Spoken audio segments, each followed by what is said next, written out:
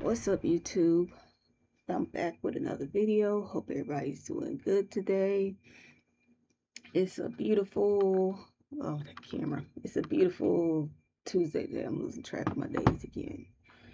And this is gonna be another serious video. So we just gonna jump into it. And I made a video on these subjects before, but hold on, I gotta check on my sound. Okay, yeah, all right, it's working. Sorry, at first I thought my sound was messing up. Anyway, I made a video on these subjects before, but I didn't like it. I didn't even upload it. I deleted it. But this is me making another video on this. Hopefully, this will be better. But all right, so first we're gonna talk about this Carmelo Anthony case, and I'm not gonna get into all the detail, but I really think, and even other people, of course, but think that this case was political when it shouldn't have been. And there was just so much just fucked up shit with this case. I mean, at the end of the day, we already know the message that it sends, that we can't we can't defend ourselves, excuse me. We can't do nothing. They sending messages to us. They, to me, they warning us in different ways of, they basically saying for us to stay in our place. And this whole situation is just so fucked up. I just don't understand. Cause I mean, with this situation and with the whole tent and everything, I'm just like, why were there no staff around? It's so many questions. Like, you have staff around to prevent all this, like a bunch of shit from happening. And I'm sorry, I'm stumbling on my words and everything. It's just, yeah, it's just one of those videos. But why wasn't nobody around? That's my question. What the fuck?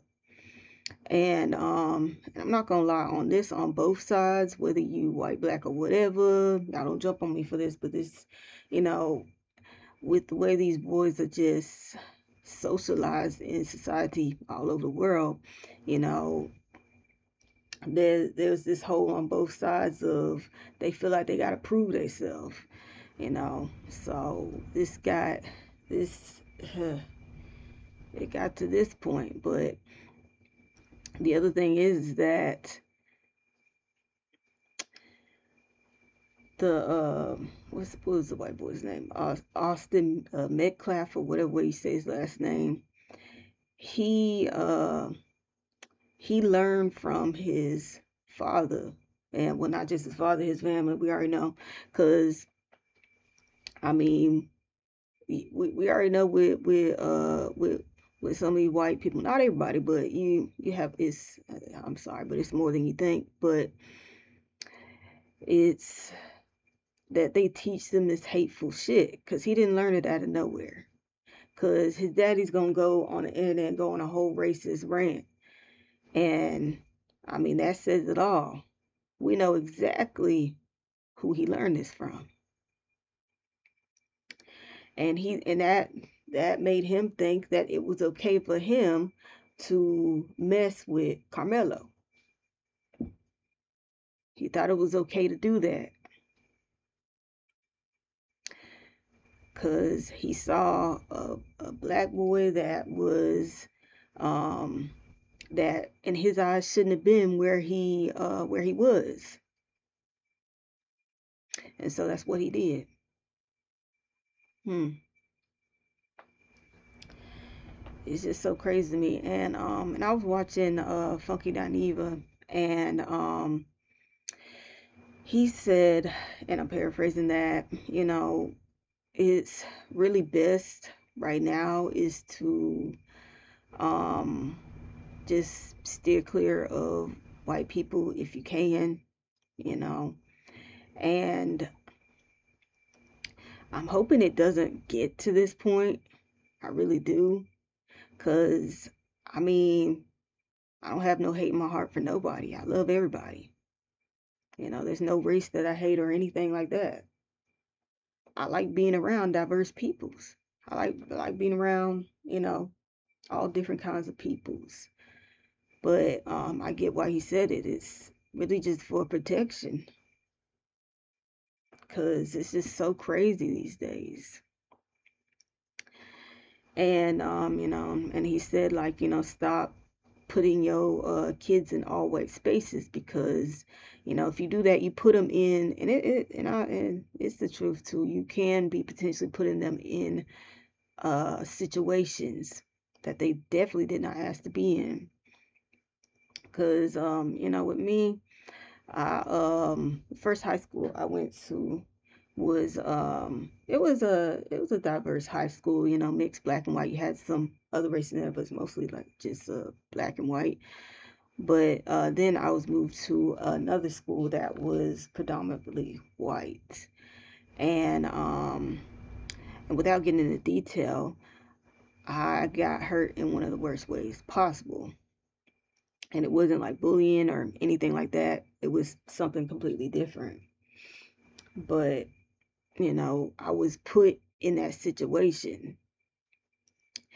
And the other thing is cuz I watched another video, and they were talking about this too, and they were saying that um with these with some of these teachers, some of these white teachers, they just don't have the same empathy that they have for these white students, or maybe even other races of students. They don't have that same empathy for these black students. And um and and that's not true all the time, but I've seen it. I've seen it firsthand. So, it's the truth. It really is the truth. And you know, it's just really best to not be put in those situations if you can help it. And the other thing is that if you can walk away from something, please just walk away, because it ain't worth it. Nothing is worth your life. Nothing is worth your freedom. And I know, like, this whole thing of just like, hey, I ain't gonna be nobody's bitch. Ain't nobody gonna punk me and all that shit. And I get it, like, cause I can cuss a bitch out in a minute, like, and I could, you know, I could get real hot sometimes. I've calmed down in over the years, but you know, it's really best to really think about things, because it's it's just like, is this really worth my time, my energy, and of course, as I said, my life and my freedom? And most of the time it's not. So it's really is best to, if you can walk away from things, to walk away, because that's just what we got to do now, if we can help it. So, yeah, I really hope that um, Karmelo gets justice, because this whole thing of getting 35 years is so fucked up. Like, come on now. Just come on.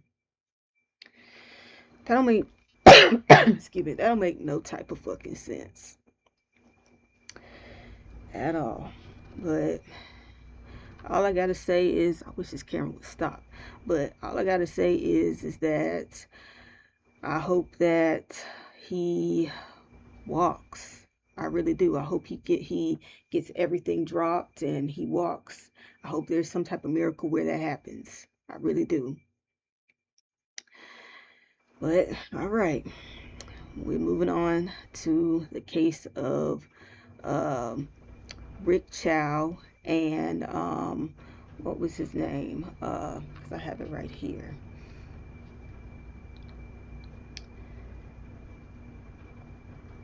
Cyrus Belton.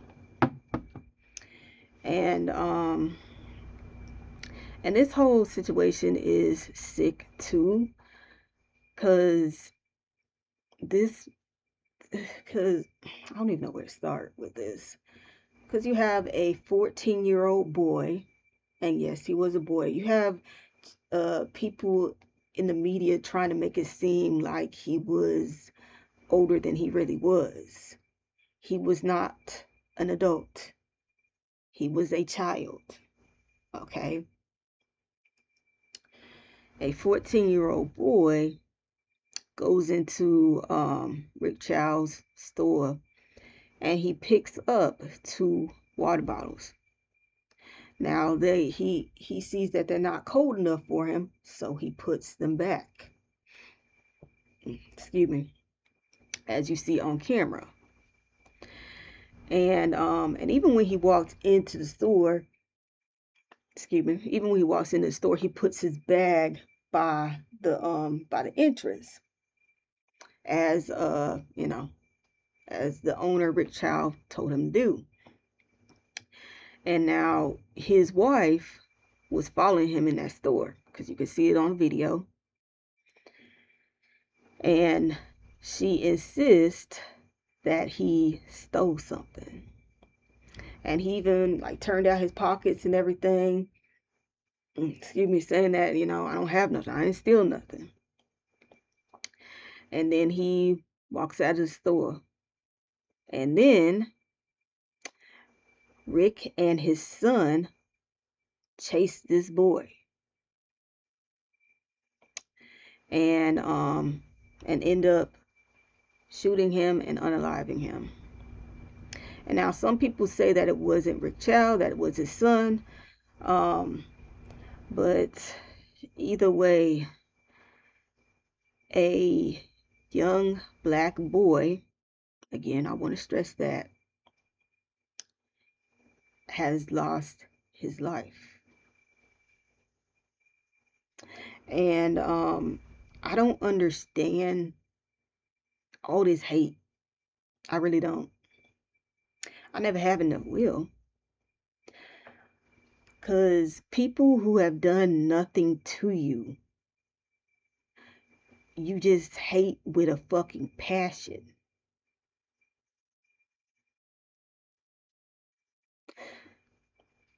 People who you rely on. Let's get that straight. Because I don't give a fuck about what nobody says. When you have these other races that come into these black neighborhoods, you rely on us. You need us. You want our money, but you fucking hate us. And I just don't understand that. Because even when you see pictures of him in the courtroom, that man looks so psychotic to me. And, with that smile on his face, and of course he's happy he got away with it. It's not, and it wasn't the first time that this happened. That man is trigger happy. And he's gonna do it again. And I wouldn't be surprised if his son does something too. Because look what he's learning from. Learn from daddy and the mama. And not just them, but there's a shit ton of anti-blackness in these Asian communities. And you got and you do got some Asians that are calling some of these other Asians out, but you got others that are just so pissed off. And they they're actually way more concerned they're way more concerned with us taking away our money than they are with a 14-year-old boy was unalived. They don't, that really says a shit ton right there.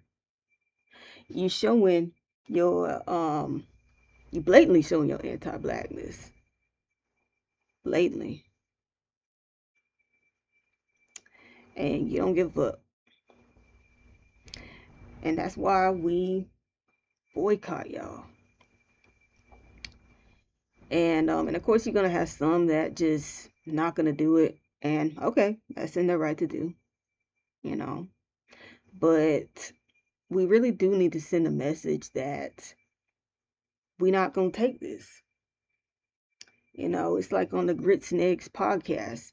He said you either have a backbone or get your back blown. And I'm not gonna lie, that's a crazy way to say it, but he's right. Cause I mean, people treat us like shit. These other races in that come in our communities and have these stores, they treat us like shit. And for years and years and years, we just took it. We need to stop doing that. Cause even before all this happened, I stopped going to these Asian businesses. I didn't really, well, actually, when I think about it, I didn't really go like that to begin with anyway. But like, the one of the places that I would go every once in a while was these nail shops. But these nail shops, nah, I felt like they were overcharging me. So I just said, fuck this. I'm not going back here again. And and with with the attitude towards black people, that that that just was it for me. Cause I just don't like that. No. So I mean, boycotting them was it's not a problem. It's not and never has been a problem for me. I mean, well, I say it like this: it's not a problem for me. Cause I mean, if you don't want to show respect to me, then you don't want my money. So, mm. But it's just so fucking crazy. You have a lot of Asians that just don't fucking get it, and that don't want to fucking get it. Like, what is there not to get? Especially that motherfucker that was on I think it was TikTok daring the black community to boycott. And you see he took all his shit down, deleted all his shit. And the message needs to be sent that we actually do not need y'all. Y'all need us. Again, you are in our neighborhoods. The white people didn't want you in they fucking neighborhoods. So you came down to our neighborhoods. None of that money is going back into our community. Nothing. So this whole thing is just I would say relationship is just predatory. And it's really just so fucking sad. It really is. Again, just all this hate. I don't understand. And then you had I saw another video on this Asian dude that is an older Asian man, and there was some kids in the car. I don't know the whole situation of what was going on, but this man got on the phone and blatantly lied and said that the kids in the car had a gun and were threatening him. And the good thing is that when the cops came, they were actually they actually saw through the bullshit, and and saw that the man blatantly lied on these black kids. And that could have gone a whole nother way. These kids could have been unalived. I don't understand how people can have so much hate in their heart that they don't give a fuck about even killing children.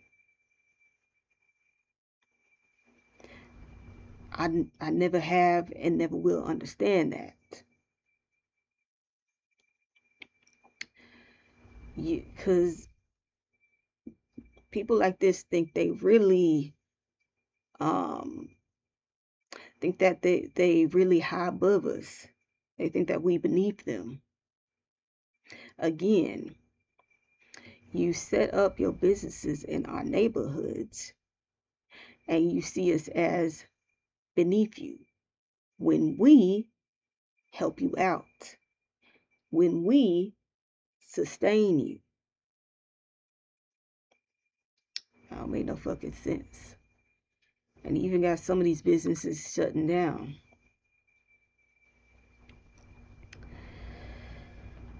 So yeah, and I really just hope that this gives rise to more black-owned businesses coming into popping up in our community and putting more money back into our community.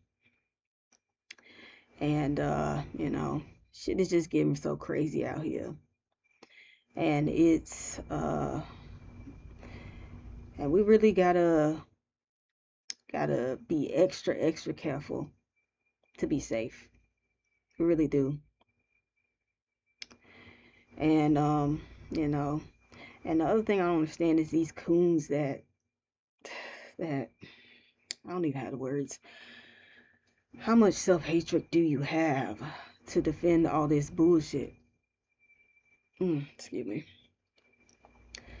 Like, really?